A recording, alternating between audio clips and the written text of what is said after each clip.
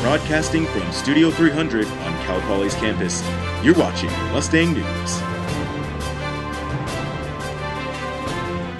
Good morning, Mustangs. Today is Tuesday, May 13th. I'm Jenna Brown. Mustang News starts now.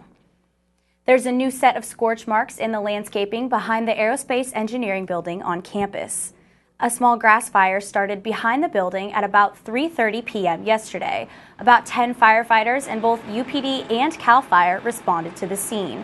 California Boulevard was shut down for a short period of time. The flames were put out by 4 p.m. Check back with Mustang News for details on the fire as they come out.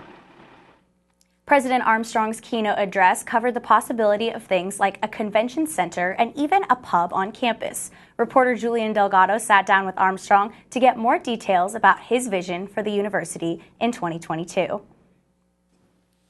President Jeffrey Armstrong expanded on his vision for Cal Poly, speaking about diversity, the university's capital campaign, quarters versus semesters, graduation rates, and potential businesses on campus. Number one, I want people to know that whatever we do and as we move forward, we're going to stay focused on our founding principles. And it's focused on student success, learn by doing, excellence, and the nature of our university being a comprehensive polytechnic university. Armstrong called for the university to increase graduation rates, house more students on campus, increase enrollment, enhance public and private partnerships, and increase diversity. Those are really required to solve the wicked problems of the future, and most importantly, to continue to turn out the best talent, really, of anywhere. Our students, they do very, very well. They get the job done, and they get jobs, of course.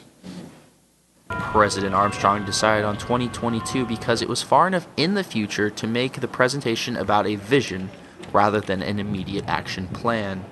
However, 8 years is not too far in the future, meaning the university's current population can still be affected by the changes. Julian Delgado, Mustang News. You can find more information on President Armstrong's plan on mustangnews.net. More than 900 people attended the open house at the Cal Poly Pier this weekend. Reporter Morgan Butler took a look inside the pier, which only opens its gates to the public twice a year. So what they like to eat the most are these right here. These are called mussels. For most of the year, the pier's closed off. We really don't like it if you bring your friends and family here because it's a scientific, dangerous environment. But on Pier Day, we open it up and let everyone come look at the stuff we do. We have touch tanks so people can interact, touch, feel, smell animals. We had a scientific diving booth here so kids can come, throw in a mask, put a regulator in, and actually experience scuba diving a little bit.